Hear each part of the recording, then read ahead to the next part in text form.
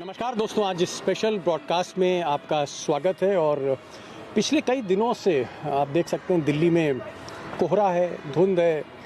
और मैं इस वक्त राष्ट्रपति भवन के सामने हूँ, साउथ एवेन्यू में हूँ।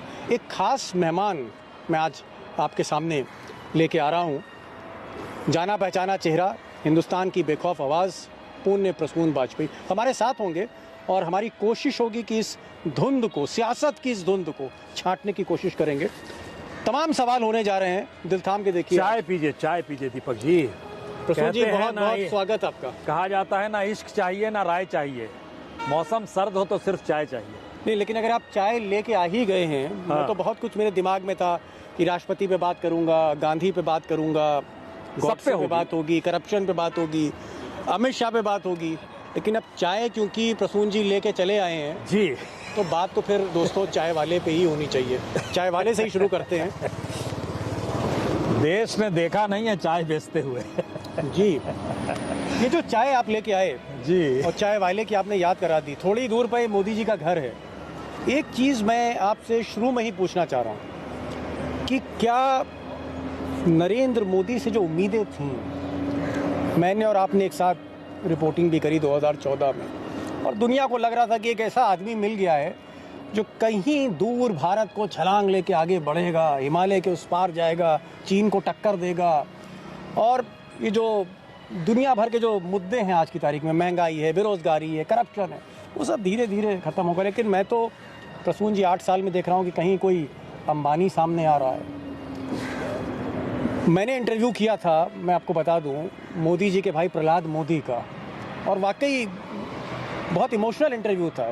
राशन की दुकान थी, दिल्ली में वो आए थे और कई बार आते रहते थे। लेकिन कल उनका जब एक्सीडेंट हुआ, हालांकि मैं चाहता हूं कि उनकी तबीयत ठीक रहे, मर्सिडीज़ बेंज से एक्सीडेंट हुआ, तो जो कोटेदार था वो मर्सिडीज़ बेंज से चल रहा है। जो मोदी जी का भतीजा बेरोजगार था, जय शाह, वो आज की तारीख में BCCI का जनरल सेक्रेटरी है।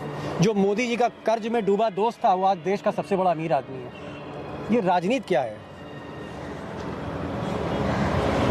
भारत के प्रधानमंत्री जिस गाड़ी में चलते हैं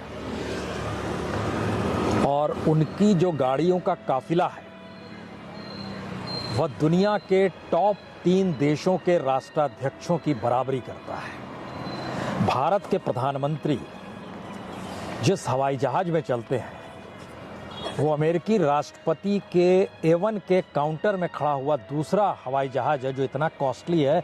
इतना कॉस्टली कोई नहीं है। भारत के प्रधानमंत्री जिनकी सुरक्षा पे खर्चा जो होता है, दुनिया में 3 देश ऐसे हैं जिसके बाद चौथा नंबर भारत का आता है कि राष्ट्राध्यक्ष को लेकर इतना खर्चा भारत के प्रधानमंत्रियों पर होता हो। देखिए, जब ये आ रहे थे उस वक्त मनमोहन सिंह की आवारा अर्थव्यवस्था थी, करप्शन थे, स्कैम थे, एक के बाद एक उठते हुए सवाल थे। और इस देश के भीतर में CAG जैसा इंस्टीट्यूशन डॉक्यूमेंट बता कर कह रहा था स्कैम हुए हैं, पार्लियामेंट चल नहीं पा रही थी। हम आपने देखा है कैसे 2G स्कैम, कोयला घोटाला और एक लंबी आदर्श घोटाला, कॉमनवेल्थ का हिस्सा, एक लंबी फहरिस्त है। घोटाले होते थे, मीडिया कवर करता था, पार्लियामेंट में शोर मचता था, इंस्टीट्यूशन के भीतर से डॉक्यूमेंट्स निकलते थे। ध्यान दीजिए, आते ही प्रधानमंत्री ने क्या किया। अब कोई सरकारी डॉक्यूमेंट यूज नहीं कर सकता, यहां से शुरुआत होती है। और उसके बाद भारत की राजनीति नहीं बल्कि भारत में जिंदगी जीने का तरीका, वही जब लोगों से कटता चला गया और कटते कटते ऐसी हालत हो गई कि इस देश की बजट बनाने के दौरान निकल कर सामने आया कि बजट में ज्यादा खर्चा उस गवर्नेंस पर हो रहा है जिस गवर्नेंस का रिजल्ट सिर्फ प्रचार है, प्रसार है। तो इस चाय की चुस्की में मत डूबिए और इसके धुएं में खुद को मत खोइए। इसके भीतर के अंधेरे को भी देखिए और इससे उठते धुएं में भारत के भीतर जितना कुहासा पैदा कर दिया है उसको भी समझने की कोशिश कीजिए। इस शख्स ने क्या भारत के साथ धोखा तो नहीं किया? इस शख्स ने क्या भारत के संविधान को लेकर राजनीतिक व्यवस्था समानांतर कहीं ऐसी तो खड़ी नहीं कर दी जिसमें लोग समझे कि दरअसल पार्टी ही देश है और वही शख्स अपने आप में इस देश को चलाने वाला संविधान है? क्या ऐसा तो नहीं हो गया? ये सब पे बात होनी चाहिए दीपक। बिना इससे काम नहीं चलेगा कि एक चाय बेचते बेचते कोई शख्स ये कहना शुरू कर दे कि मैं कहां से निकला हूं और कहां पहुंच गया। ऐसा नहीं है। उसके पीछे 2013 में हमने आपने अडानी के चार्टर्ड में घूमते हुए प्रधानमंत्री मोदी जो मौजूदा वक्त में से मुख्यमंत्री थे, प्रचार को देखा। हमने कोई सवाल नहीं किया, क्योंकि मनमोहन सिंह की इकोनॉमी को लेकर देश में उस वक्त बहुत सवाल थे। तो जो सत्ता में होता है सवाल तो उसको लेकर ही होंगे, और मौजूदा वक्त में आप सिर्फ चाय के आश्रय मोदी को नहीं आप सकते। आपको लगता है कि मोदी ने ना सिर्फ जुडिशरी को बल्कि सबसे ज़्यादा जो हमला कह लीजिए वो मीडिया पर किया? आज पूरी मीडिया, चाहे आज तक देखिए, जी देखिए, एबीपी देखिए, हम लोगों ने इतने साल काम किया, लेकिन आज मैं देखता हूँ अपने मित्रों से जब बात होती है एंकरों से, हकीकत ये है कि खबर नाम की कोई चीज़ अब स्टूडियो में नहीं रही चैनल से। दीपक, इस देश की कीमत लगा लीजिए, क्या कीमत हो सकती है, और उस कीमत को विश्व बाजार में जाकर बेचने की शुरुआत कर दीजिए। 2014 में टीआरपी के जरिए जो पूरा बजट था वो 5,000 करोड़ का था। उस 5,000 करोड़ को उस दौर में सरकार ने अपने तौर पर कहा हम इतना बजट खर्च करेंगे। कल्पना के परे है कि सरकार का बजट मीडिया के लिए, यानी हर के पास एक बिजनेस मॉडल अगर होगा तो वह मोदी सत्ता में फिट बैठ सकता है। अगर वो एज ए प्रोफेशनल काम करना चाहे, एज ए मीडिया इंस्टीट्यूशन काम करना चाहे तो नहीं कर सकता है। आपके पास एक मॉडल है तो ये सरकार खरीदने को तैयार है, आपको देने को तैयार है। इसी मॉडल के दायरे में सबको ले आया गया। एक बात कहें उससे पहले आप सवाल करें।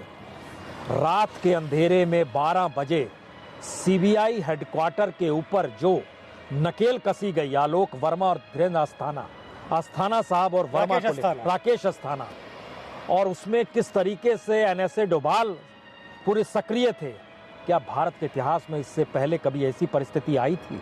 या अस्थाना कौन थे, कहां से आए थे, कैसे दिल्ली के कमिश्नर बन गए एक दिन रिटायर होने से पहले? और होते होते देखिए इलेक्शन कमीशन भी दायरे में आ गया। 2 इलेक्शन कमिश्नर की नियुक्ति कैसे हुई, भूल सकते? तो ये सारी चीजें हर किसी ने बहुत नजदीक से देखी है, और हम आप चाय की चुस्कियों में इस देश को भुला सकते हैं क्या?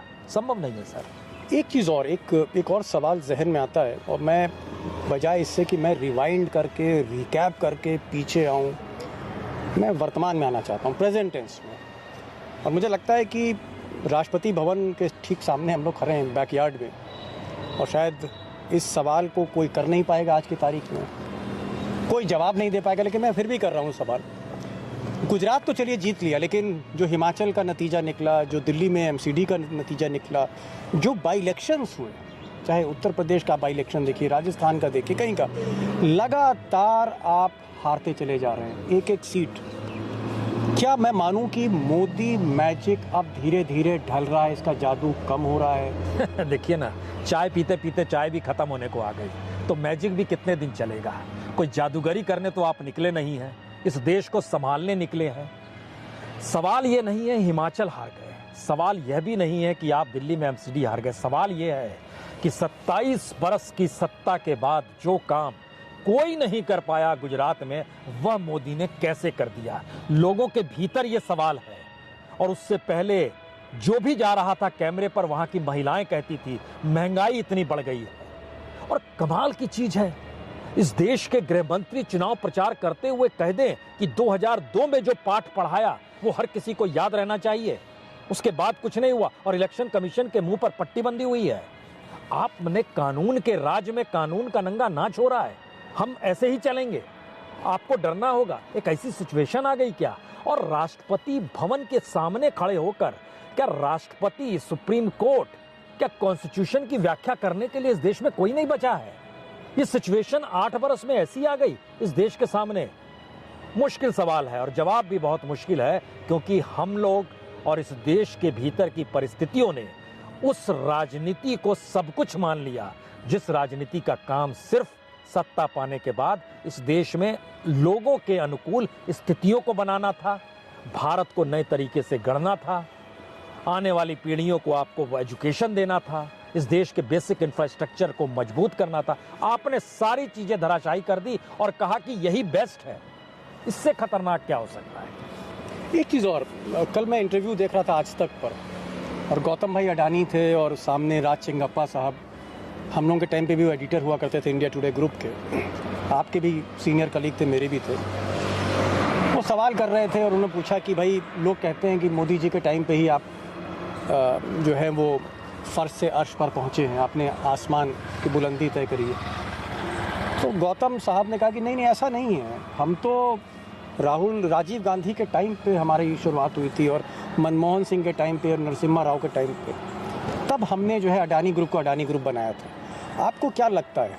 ठीक है, वो आज तक ने उसको मैनेज किया, जो किया, मैं उस पर नहीं जा रहा हूँ, आज तक पे नहीं जाऊँगा, लेकिन अडानी जिस तरह से कर्ज में डूबे और पिछले 8 सालों में दुनिया के नंबर 2, दुनिया के नंबर 3, हिंदुस्तान में मुकेश अंबानी, रिलायंस को पीछे छोड़ दिया, ये जो कहानी है अडानी की कामयाबी की, ये हिंदुस्तान की कामयाबी की कहानी है या गुजरात लॉबी की कामयाबी की कहानी है? 2020 में कोविड काल के बाद भारत की जीडीपी -24% हो गई थी और उस दौर में अडानी का नेटवर्थ 102% हाई था।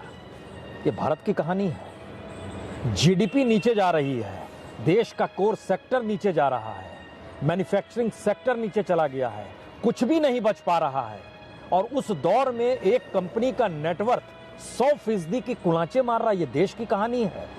और इस दौर में अगर आप ध्यान दीजिए और बारीकी से समझने की कोशिश कीजिए, तो भारत के भीतर जब आईबीसी क्रिएट किया गया ना, इंसॉल्वेंसी बैंकरप्सी कोड जो खड़ा क्रिएट किया गया, आपको जानकर हैरत होगी 2017 से लेकर 2022 के मार्च तक 23,000 कंपनियों ने खुद को दिवालिया घोषित कर दिया। पहले क्यों नहीं होता था? और पहले सारी कंपनियां डेवलप क्यों होती थी? अब एक ही कंपनी क्यों है? तो हम ये कह सकते हैं, क्या कांग्रेस के दौर में करप्शन का सार्वजनिकरण था और मोदी काल में करप्शन की मोनोपोली हो गई है? एक हिसाब से चलेंगे। अडानी की उत्पत्ति तो उसी दिन हो गई थी जिस दिन उनका चार्टेड पे प्रधानमंत्री मोदी चुनाव प्रचार कर रहे थे और दिखाने से हिचक नहीं रहे थे, उस पे अडानी लिखा हुआ है। क्या अडानी बात करते हैं? हम एक राज्य से आते हैं, एक राज्य से तो महात्मा गांधी भी आते हैं, तो कोई पूछे तो गोडसे कहां से आते हैं? गोडसे तो नहीं आते हैं गुजरात से, तो उनका जिक्र विचारधारा के तौर पर क्यों होता है? महात्मा गांधी की विचारधारा के पैरेलल में आप गोडसे को क्यों ले आते हैं? पूछे तो कोई। चलिए, मैं जब मीडिया पे आऊँगा, मीडिया के सब्जेक्ट पे आऊँगा, फिर हम अडानी को भी डिस्कस करेंगे, रिलायंस को भी करेंगे। लेकिन ये जो मौजूदा सरकार है, क्योंकि हम मोदी जी के घर के एकदम करीब हैं इस वक्त, ज़्यादा दूर नहीं है, पीछे राष्ट्रपति भवन आपको दिख ही रहा होगा, और ये सत्ता का गलियारा है, यही गैलरी ऑफ पावर है जहाँ हम लोग हैं इस वक्त। साउथ एवेन्यू के बीचों बीच सामने 3 मूर्ति है, नेहरू जी का आवास हुआ करता है।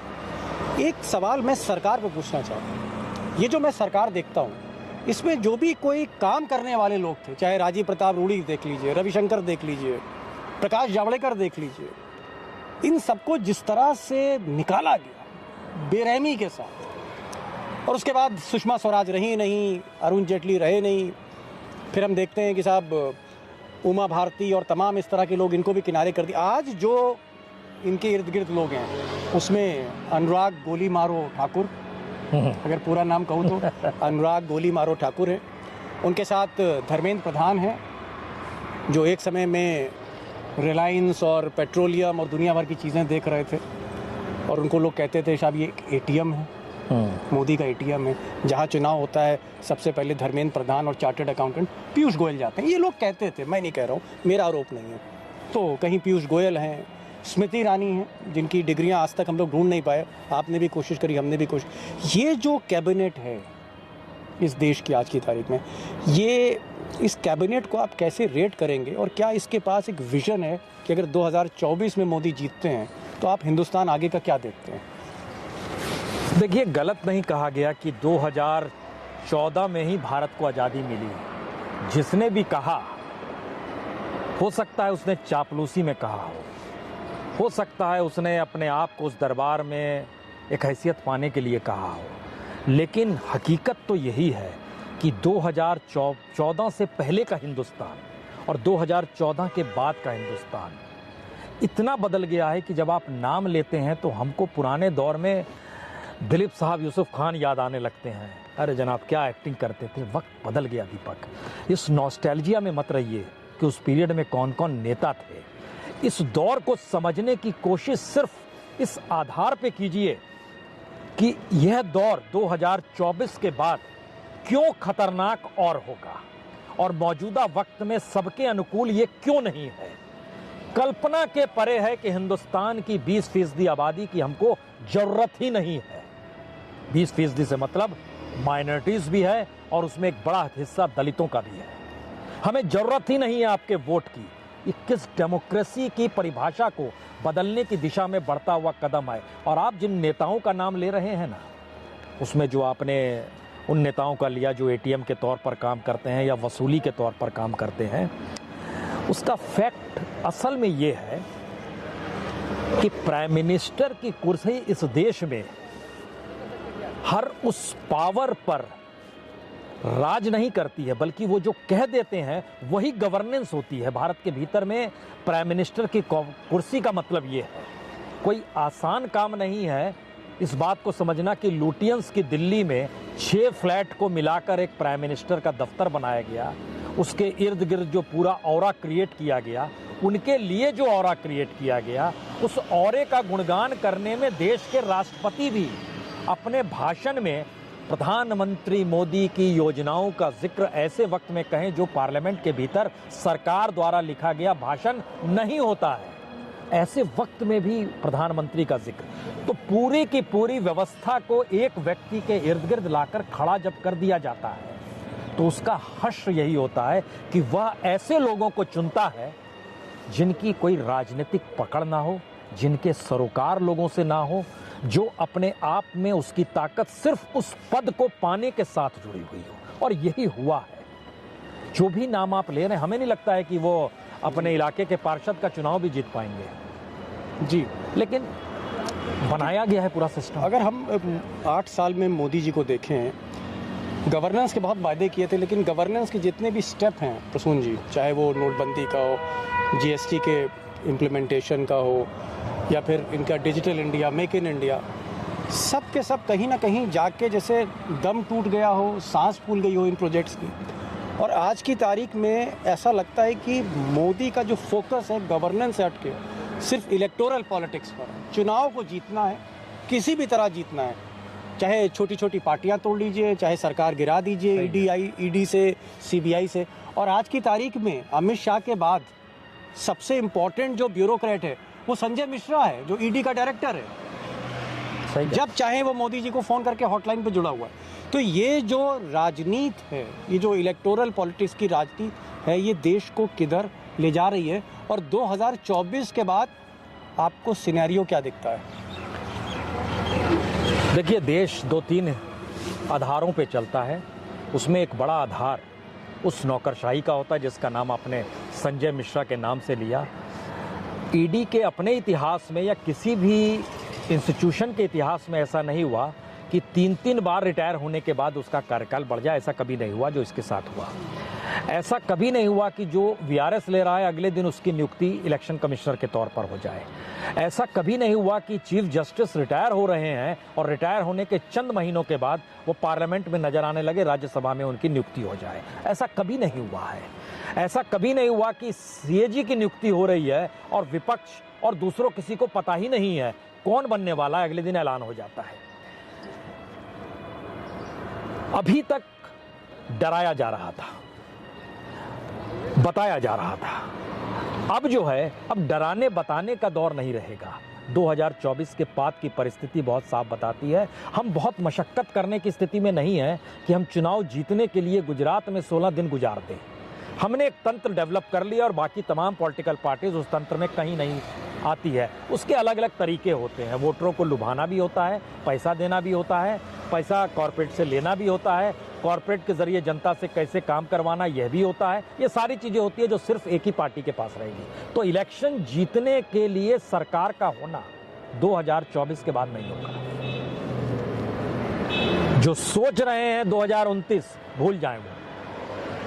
2024 आखिरी प्रयोग हम इसलिए बार बार कहते हैं कि भारत में विपक्ष की राजनीति का आखिरी प्रयोग है और लोकतंत्र को अगर देखना चाहते हैं, क्योंकि 2024 के चुनाव में वक्त भारत के भीतर में छत्रपों की तादाद खत्म हो जाएगी, ये लिख लीजिए। क्या हम ये मान लें कि अगर 2024 मोदी जीत जाते हैं तो चाहे वो तेजस्वी हों, चाहे वो नीतीश कुमार हों, चाहे वो फिर अखिलेश यादव हों, चाहे फिर वो बाकी रीजनल पार्टीज़ हों, केसीआर, केटीआर, क्या फिर ईडी, सीबीआई ही इनका एक जवाब होगा? क्या ये पॉलिटिकल जो हमारा सिस्टम है रीजनल पार्टीज छत्रपों का, ये ख़त्म होने के कगार पर होगा और देश में सिर्फ और सिर्फ बीजेपी, मोदी और टीम मोदी होगी? नहीं दीपक, सिर्फ मोदी को दायरे में नहीं रखना चाहिए। हमें लगता है कि मोदी के जो काम करने का तरीका है, उसी काम करने के तरीके को तमाम मुख्यमंत्रियों ने भी आत्मसात किया है। ममता बनर्जी कैसे काम करती है, भूपेश बघेल कैसे काम करते हैं, नवीन पटनायक कैसे काम करते हैं, ब्यूरोक्रेसी और वो है। अब ध्यान दीजिए, हर राज्य में ब्यूरोक्रेसी मैटर करती है। इवन हमने देखा हेमंत सोरेन के जो मंत्री हैं वह भी कहते हैं कि नौकरशाही के आधार पर ही राज्य चल रहा है, जो छोटा सा राज्य है। महाराष्ट्र के भीतर यही स्थिति है, नेताओं की कोई हैसियत नहीं बची। यानी हर दायरे में एक मोदी है। तो जब हर दायरे में एक मोदी है और मोदी अल्टीमेट बना लिया गया, तो सवाल यह है कि 2024 के बाद भी कोई आएगा, वो नेक्स्ट मोदी होगा।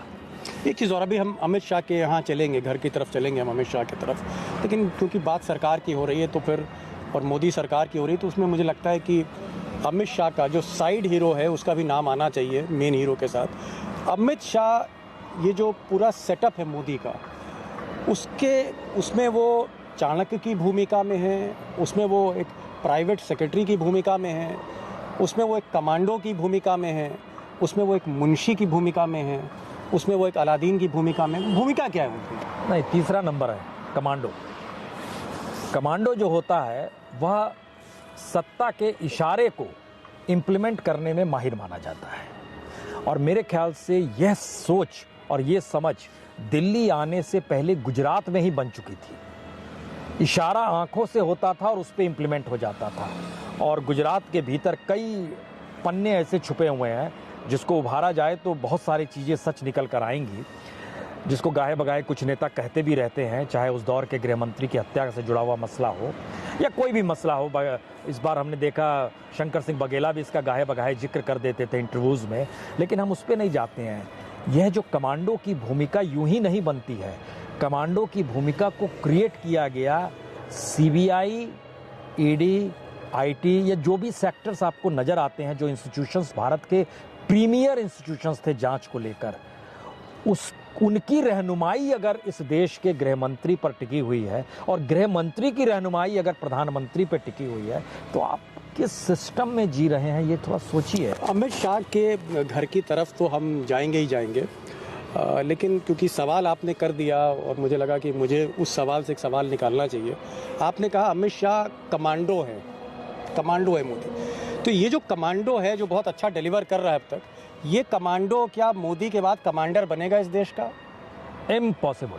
ये आप क्या कह रहे हैं? इम्पॉसिबल। कमांडो की भूमिका अपने राजा के साथ क्यों नहीं? मोदी के बाद कमांडर। एक चीज समझिए, मोदी अगर सूरज है तो ये चांद है।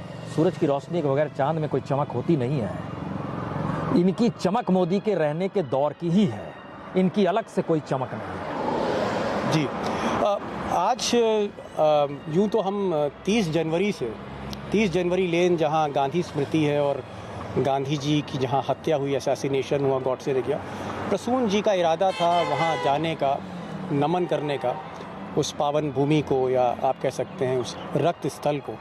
लेकिन इत्तेफाक से वहाँ हम जाएंगे, लेकिन पहले क्योंकि राष्ट्रपति भवन आना हो गया और प्रसून जी चाय का प्याला लेके आ गए, तो चाय पे चर्चा शुरू हो गई और उस चाय की चर्चा होते होते मोदी आ गए। लेकिन अभी हम चलते हैं सीधे 30 जनवरी और गांधी को नमन करते हुए फिर इस चर्चा को हम आगे बढ़ाते हैं।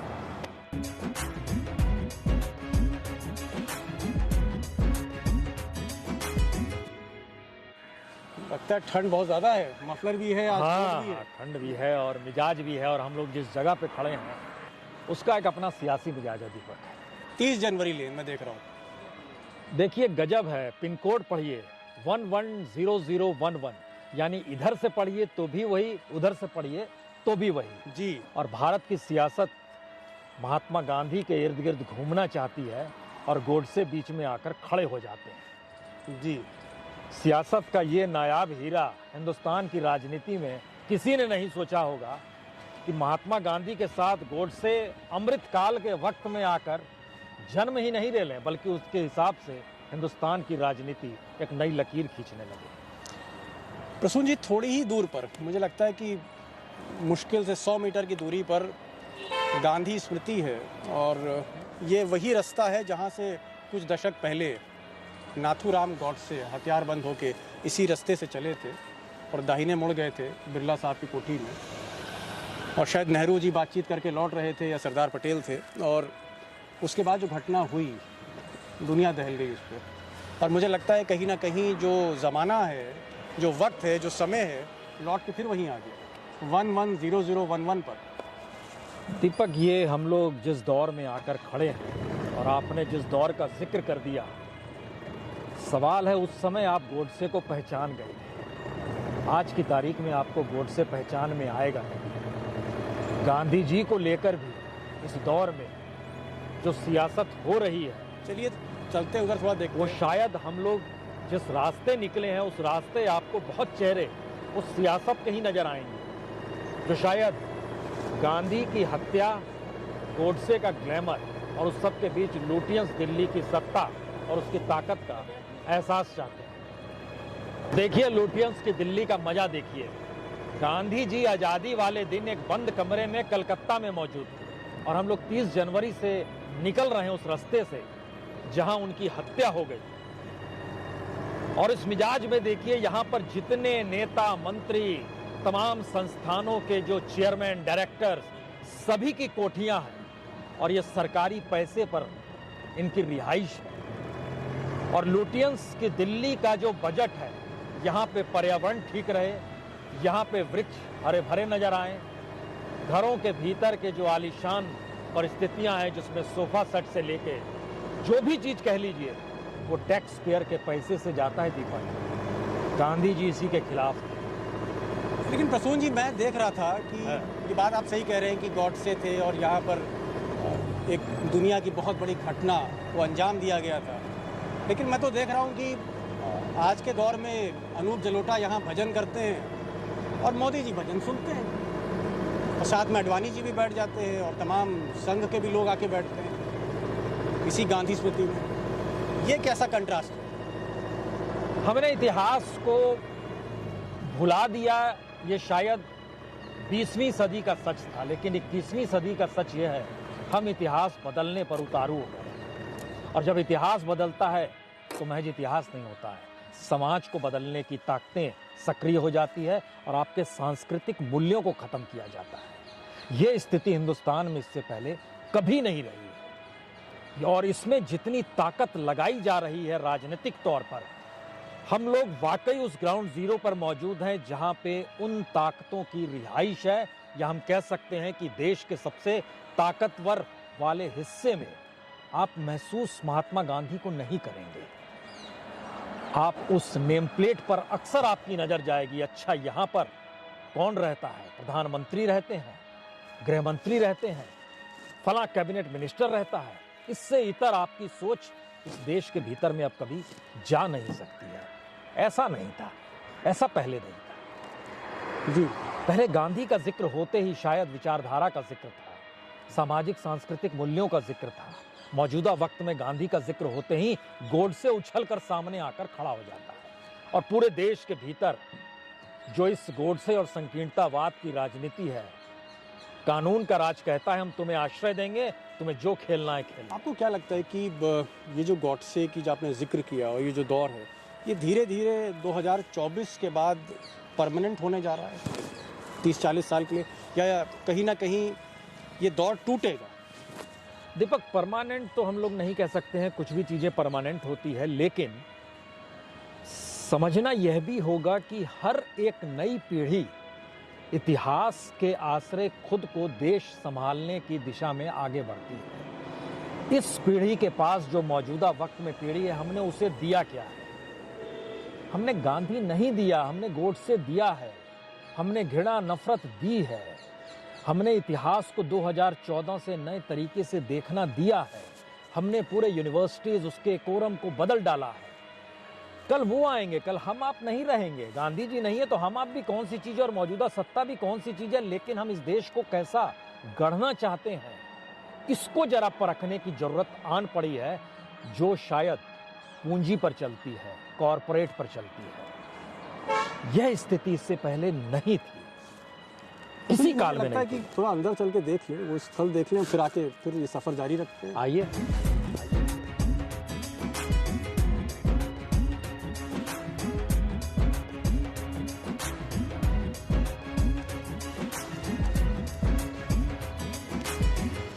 प्रसून जी, गांधी परिवार भी है और गांधी स्मृति भी है, मोदी भी हैं, सभी लोग आते हैं यहाँ पर, भजन होता है, मोदी जी भी बैठते हैं, सोनिया गांधी भी बैठती हैं, राहुल गांधी भी बैठते हैं और अनूप जलोटा इसी जगह पर भजन गा रहे होते हैं।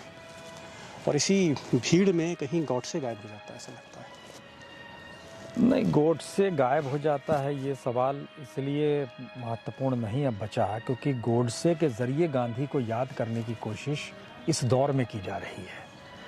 जो बेहद नाजुक परिस्थिति इस देश के, जो भारत का सेकुलरिज्म है या तमाम धर्म जाति का एक समावेश है, उसमें आप नेगेटिविटी के जरिए पॉजिटिविटी बताना चाहते हैं, जो इससे पहले नहीं था। ध्यान दीजिए, महात्मा गांधी के पदचिन्ह यहाँ पर बने हुए हैं। इन पदचिन्हों के आश्रय महात्मा गांधी यहाँ पहुंचे, गोडसे ने गोली चलाई, मारे गए। हाँ, ये सारी चीजें बतलाती है कि महात्मा गांधी की मौजूदगी जो थी। चेयरमैन नियुक्त कौन है किया था। चेयरमैन, कौन है? नहीं, नरेंद्र मोदी नहीं होते हैं चेयरमैन। गांधी स्मृति के चेयरमैन वो नहीं हो सकते हैं, या तो गोयल होंगे कोई, वो हैं क्या, गोयल जी हैं। वो वाइस चेयरमैन है सर। नहीं, ये कह रहे हैं मोदी जी हैं चेयरमैन, इसके भी चेयरमैन मोदी जी हैं। तो मोदी जी से कभी पूछे आपने गोडसे को क्यों याद करते हैं? सर हम नहीं पूछते, हमें इतना बोला गया है, कि हम सिर्फ क्या बोला गया? मोदी जी से परमिशन लेके आइए। सर अब वीडियो बंद नहीं नहीं, वीडियो क्या बंद कीजिए। आपने गजब बात बोल रहे हैं मोदी जी चेयरमैन है, तो चेयरमैन है सर यहाँ के। तो उनसे परमिशन लेने जाए मोदी जी से कि आना है गांधी स्मृति में। कब बोला आपको? फिर- उनसे permission लेने फिर के क्या बात कर रहे हैं आप? लिए? मैंने सिर्फ ये बोला जो हमारे सीनियर्स हैं उनसे एक बार तो वीडियो। सबको बोलते हुए आ रहे होंगे ना, आप पता करोगे ना उनसे। हर दरवाजे पर एक बैठा दिया गया है, हर दरवाजा वाला बोल रहा है ठीक है अब आगे चले जाइए। गांधी के पद चिन्हों को गांधी कहां से चलकर आए महात्मा गांधी और यहां पर पहुंचे? सवाल है, गांधी जी ने आजादी के वक्त को अगर याद कीजिएगा, उस कालखंड में महात्मा गांधी जिस सोच के साथ कांग्रेस को ले रहे थे, जिस सोच के साथ हिंदू महासभा को ले रहे थे, जिस सोच के साथ वो आने वाले वक्त में वामपंथियों की विचारधारा को भी ले रहे थे, गरीब और मुफलिसों का जिक्र करते थे, संविधान की पहली कॉपी लेकर जब ड्राफ्ट की जा रहा था, राजेंद्र प्रसाद महात्मा गांधी के पास पहुंचे और उन्होंने कहा कि बापू ये है कॉपी। बापू ने कहा कि नहीं नहीं, इसमें कहीं गरीबों का जिक्र नहीं है। उसके बाद ही डायरेक्टिव प्रिंसिपल्स को जोड़ा गया, पूरी प्रक्रिया हुई। तो गांधी की सोच रईसी एस्पेक्ट में इस दौर में, चाहे वो गांधी परिवार हो या संघ परिवार हो, दोनों परिवारों के आश्रय महात्मा गांधी की खोज आप नहीं कर सकते हैं। ये एक बड़ी सामान्य सी समझ है। राजनीतिक तौर पर गांधी को एक हथियार बना लिया गया, किसी ने अपना पुर्जा बनाया, किसी ने औजार बनाया, लेकिन आम लोगों के जहन में महात्मा गांधी की जो सोच है जी, वह सोच सियासी सोच से हटकर है, इसीलिए उसको कोई मिटा नहीं सकता है। इसीलिए गाहे बगाहे गोडसे का नाम लेते लेते भी आप महात्मा गांधी को याद करना आपकी मजबूरी है। एक चीज़ और मैं देख रहा हूँ कि गांधी, सादगी, मनरेगा, मजदूरों को जब पैसा देती सरकार तो उसका नाम महात्मा गांधी से रख देती, जोड़ देती। लेकिन आज के दौर में तो हम देख रहे हैं कि जो राशन बेचने वाले हैं वो मर्सिडीज़ बेंज से चल रहे हैं, और जब मर्सिडीज़ बेंज कहीं दुर्घटनाग्रस्त हो जाती है तो लोगों को पता लगता है अरे भाई इसमें तो मोदी जी के भाई बैठे थे। तो कहाँ तो राशन वाला मर्सिडीज़ से चल रहा है और कहाँ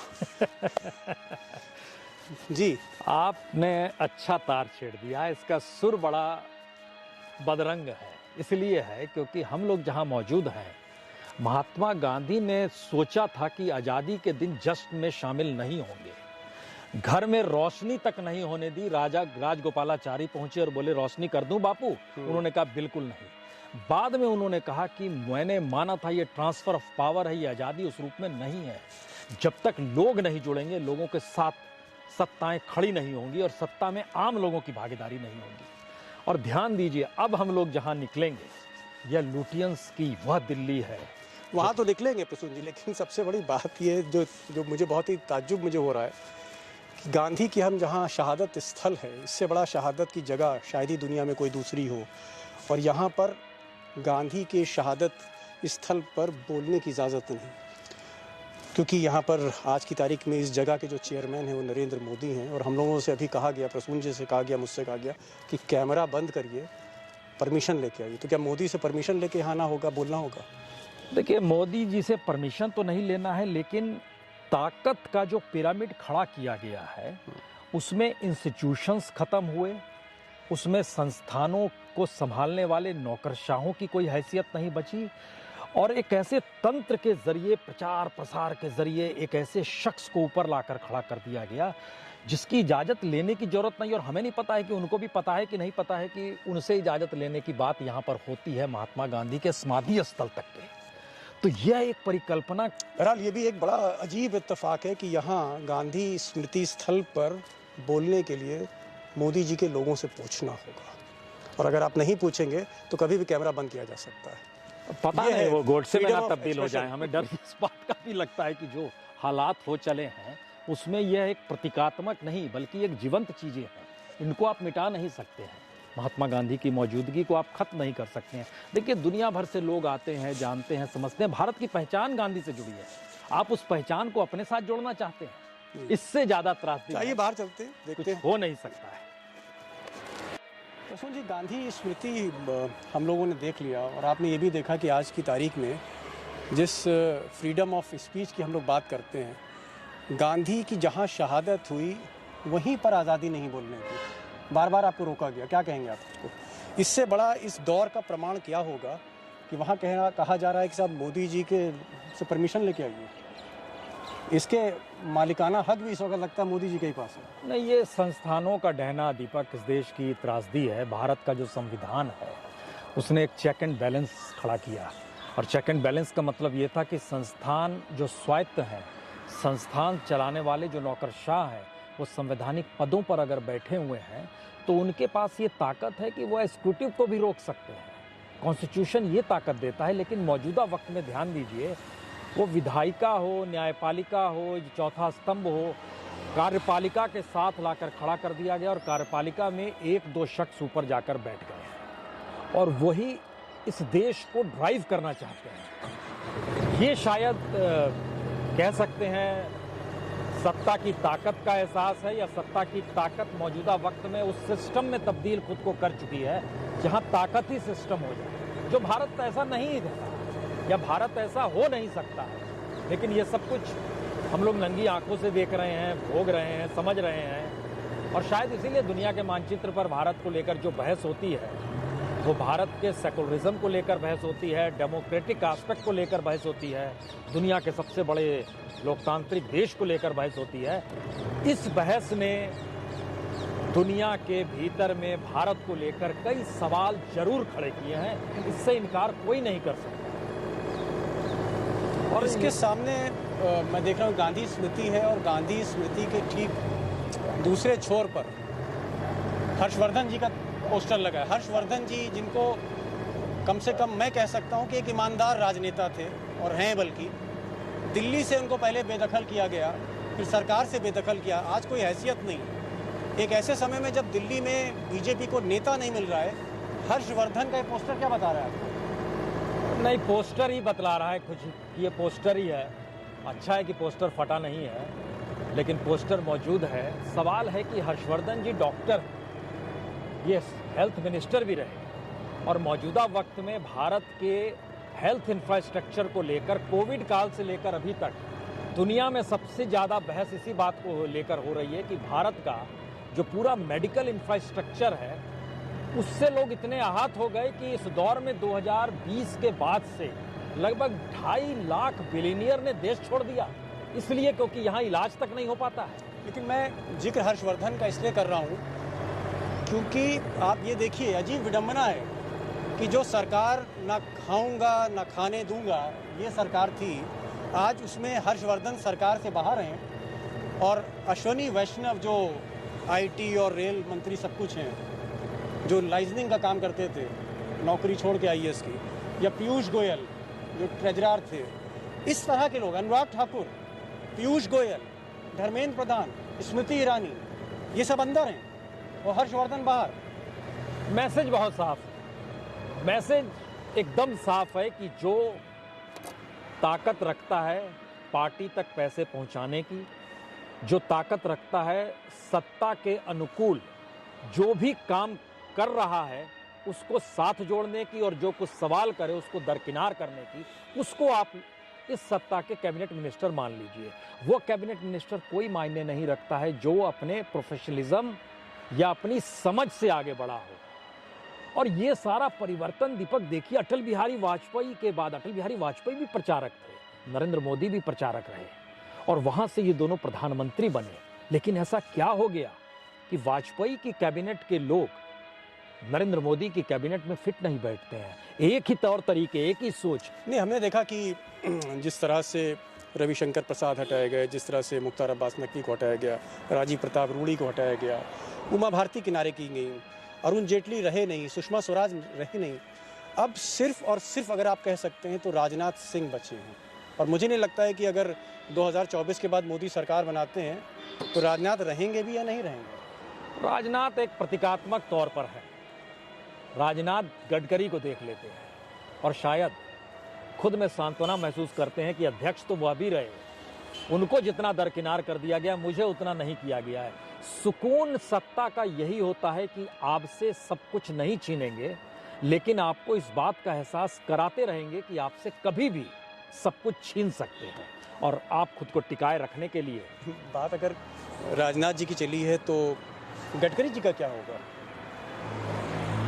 गडकरी जी शायद एक ऐसा सवाल है जो सवाल का जवाब पहली बार आरएसएस भी नहीं दे पा रहा है, और भारत की राजनीति के भीतर में जो सोशल इंजीनियरिंग नरेंद्र मोदी और अमित शाह ने की है, उसमें पहला संदेश रहा ब्राह्मण फिट नहीं बैठता है। दूसरा संदेश रहा आरएसएस की विचारधारा हमारे सत्ता के लिए गीत गाएगी तो फिट है, अन्यथा आपको भी हम दरकिनार करेंगे। तीसरा संदेश रहा महाराष्ट्र जैसी जगह पर राजनीति साधनी है तो गडकरी चाहे उस क्षेत्र से आते हों और नागपुर से आते हों, मोहन भागवत से करीब के रिश्ते हों, हमने तो बहुत करीब से देखा इन लोगों को। उस दौर में देखा है जब यकीनी तौर पर ये लैम्ब्रेटा स्कूटर से चला करते थे, प्रेस विज्ञप्ति लेकर अखबारों के दफ्तरों में आते थे, हमने उस दौर में देखा है। और ध्यान दीजिए मोदी सत्ता कहती क्या है, जो कुर्सी उठाता है, जो दरी उठाता है, वो कहाँ से कहाँ पहुँच जाता है। लेकिन उसको उस सत्ता के लिए ही काम करना होगा, कोई सवाल खड़ा नहीं करना होगा, एक कोई अपनी जमी को बनाना नहीं होगा, दूसरा और तीसरा उसकी कोई पहचान नहीं होनी चाहिए। दोस्तों को मैं बता दूं कि 30 जनवरी मार्ग है, जहां पर अभी आपने देखा कि प्रसून जी बहुत कुछ डिस्कशन किए हमने, गांधी स्मृति पर, गॉडसे पर, नरेंद्र मोदी पर, और सामने हर्षवर्धन जी का घर था। इसके आगे एक चौराहा है 30 जनवरी के आगे, और वहाँ से कृष्णन मेनन मार्ग शुरू होता है।